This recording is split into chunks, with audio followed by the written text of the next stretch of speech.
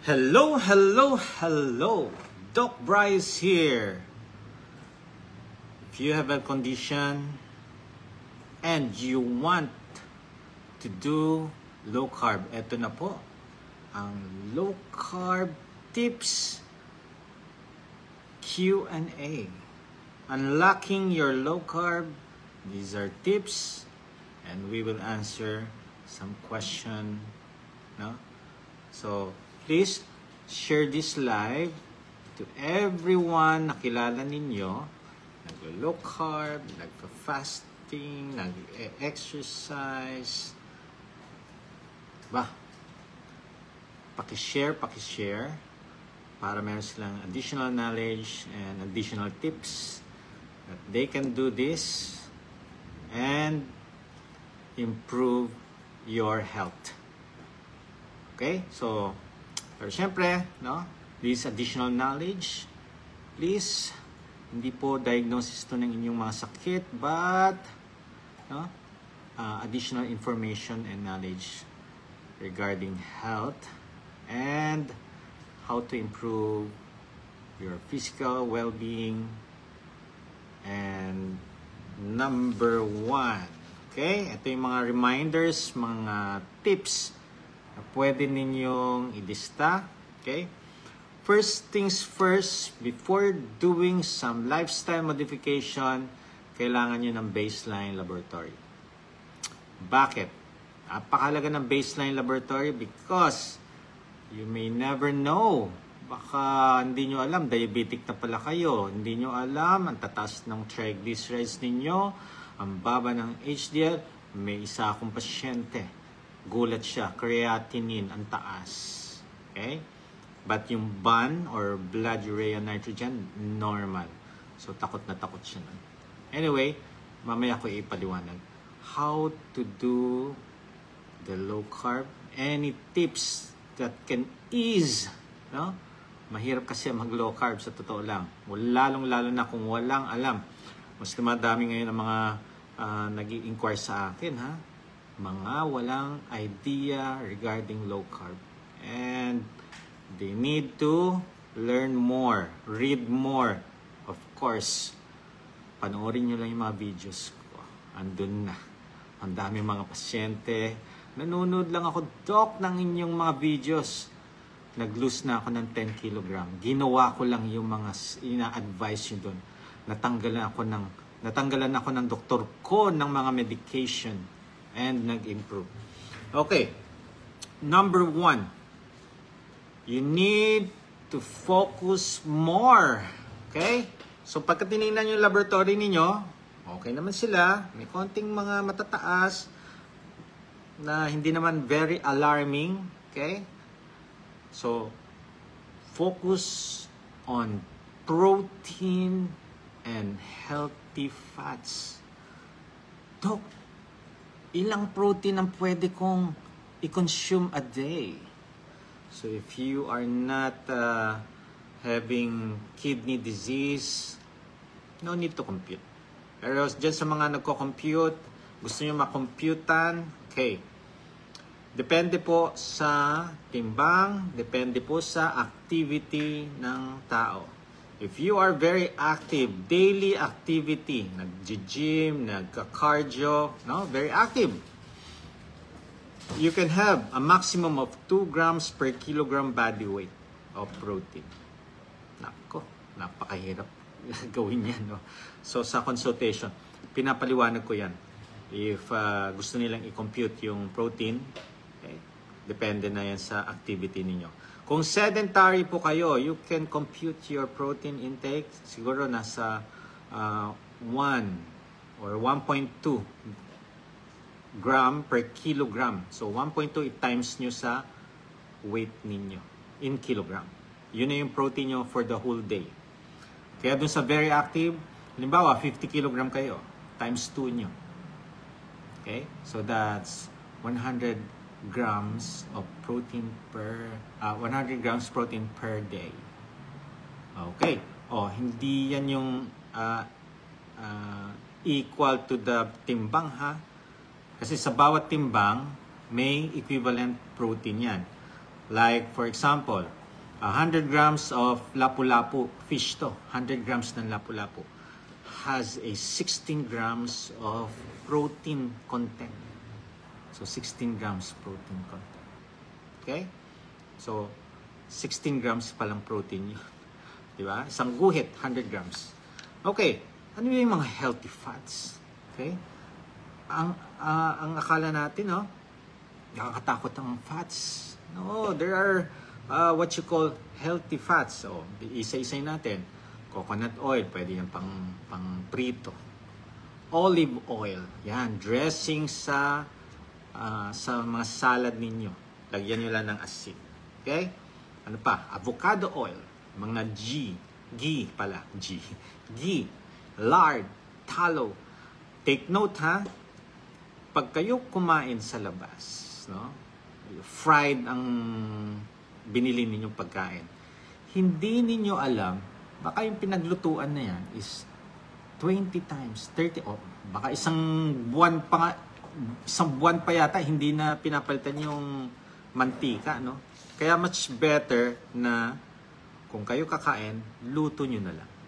Okay? Balik nyo na yung dati ninyo na, dati yung mga lolo't lola ko, sila nagluluto ng kanilang ano. Okay? So, another na pwedeng pampatas na ito yung healthy fats, salmon, fish oil.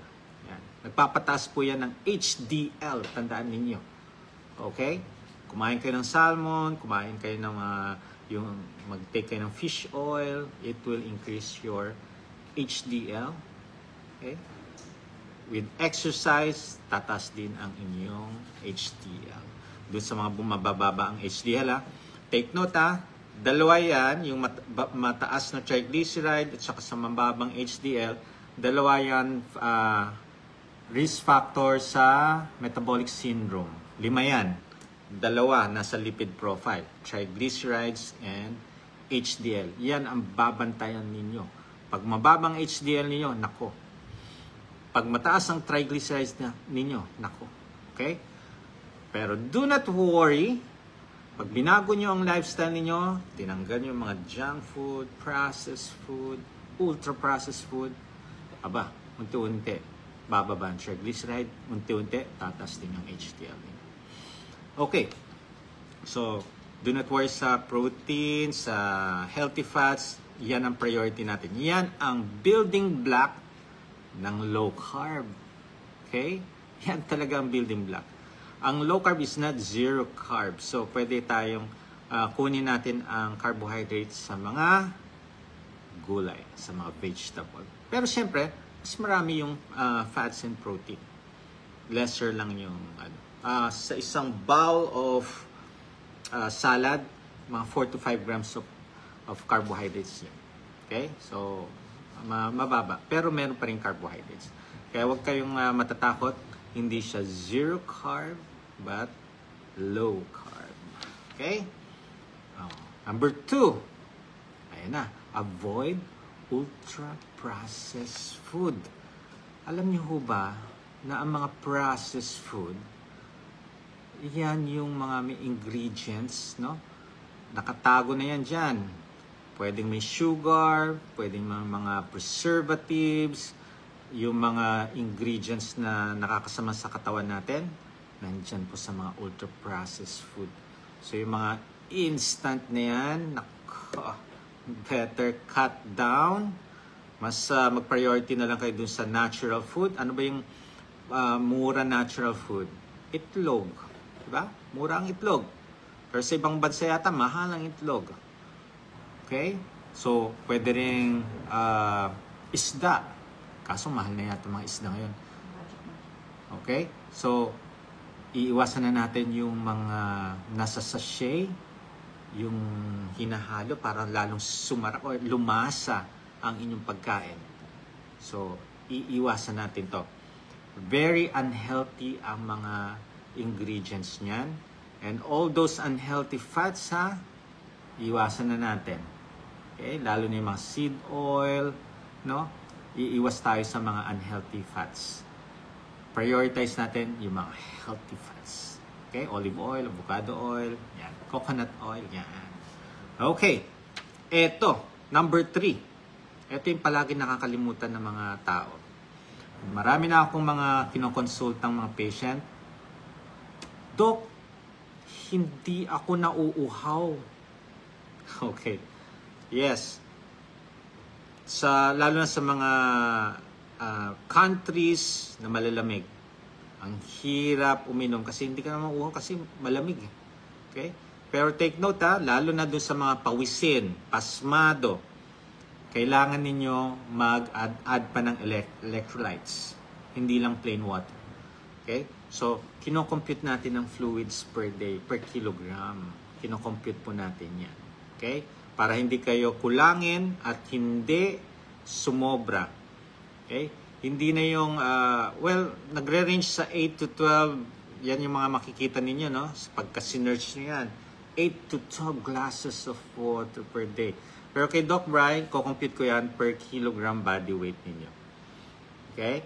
Para hindi tayo ma-misled, para sure na sure tayo. Okay. If you do the low carb, the strict low carb, kailangan natin ng electrolytes. Hindi pwedeng hindi. Unless, ang lakas, ang tapang nyo. Okay. Kasi may mga patient ako, no? Nagpa-consult na dahil hindi nawawala ang kanilang mga health conditions. Hindi nawawala yung mga discomfort. Only to find out, never heard daw ang electrolytes alam na nila yung electrolytes pero hindi sila nagtitimpla, hindi umiinom. So nung tinuro ko paano itimpla yan, nung umiinom na sila, lahat ng mga discomfort nila gone, nawala, disappear. Kaya tuwang-tuwa sila, yun lang pala ang problem nila. 3 taon na sila naglo-low carb and still may mga nararamdaman. Okay? Nung inayos nila yung, nag-add lang sila ng electrolytes. Ang electrolytes, safe po yan ha. Safe po yan. Lalo na dilute na po yan sa 1 liter of water. So, sip lang kayo dyan. Sa mga nagtatae, sa mga nilalagnat, sa mga pawisin, sa mga nag-workout, mas priority natin ang electrolytes kaysa sa water. Okay? Anong mga ingredients nito? Kunin nyo na yung mga ballpen ninyo, papel, iisa-isahin natin. Okay? 5 seconds. Alright, in 1 liter of plain water, 1/4 teaspoon of Himalayan salt or rock salt. Doon sa mga may rock salt na, pwede na po yan. 1/4 teaspoon. Then, 1/4 teaspoon baking soda. Ito yung ginagamit sa pagbe-bake, wag yung ginagamit sa paglinis ng kasirola. 1/4 teaspoon. And then, 1/2 teaspoon of cream of tartar, yan yung potassium. Then 1/8 teaspoon of Epsom salt, food grade. Ito yung iniinom. Huwag yung pambabad sa paa.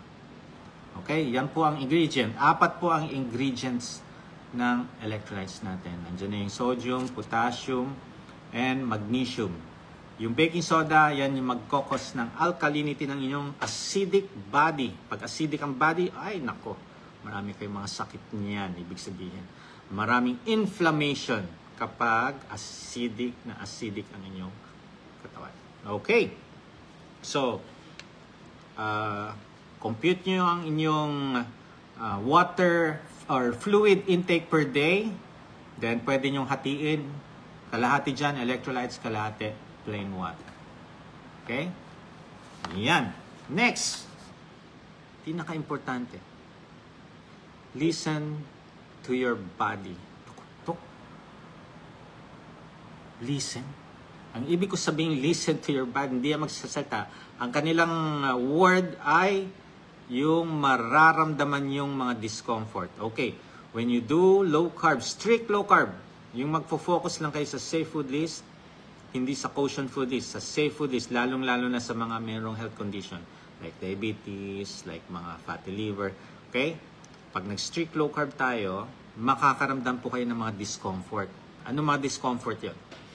Hilo, dizziness, headache, palpitation, weakness, cramps, pwede ring diarrhea, pwedeng abdominal pain. Pagka nag-diarrhea po kayo, tanggalin nyo lang yung Epsom salt. Okay? Laxative kasi ang Epsom salt, magnesium. Okay, so sip your electrolytes, spread it throughout the day. Pag uminom kayo, nag-sip kayo ng electrolytes, nakaramdam kayo ng discomfort, uminom kayo ng electrolytes, nawala. Ibig sabihin nun, you are dehydrated. Okay? When you lower your carbohydrates, ang tendency ng inyong kidney will excrete more salt. So where salt is, water will follow.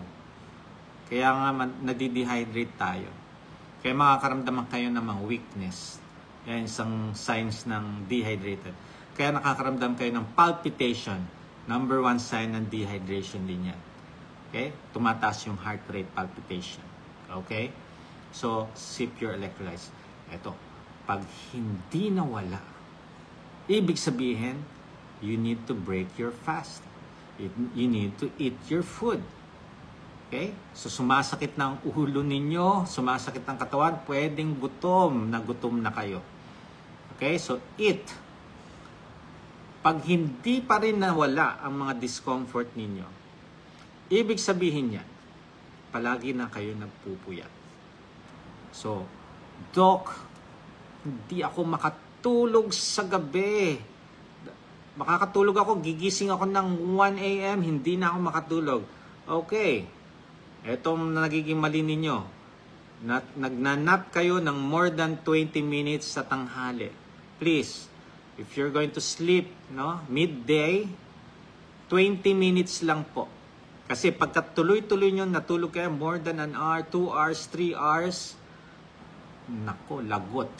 Lagot ang tulog mo sa gabi.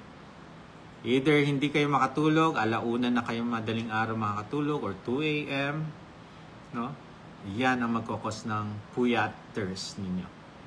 Another thing, cellphone. Patayin nyo na ang cellphone ninyo. Yan yung nagkakos din ng insomnia nyo, yung puyat. Kakanood ng mga movies, o kaya kakanood ng mga TikTok or Reels. Yung iba nga sinasabi, Doc, ikaw yung pinapanood ko.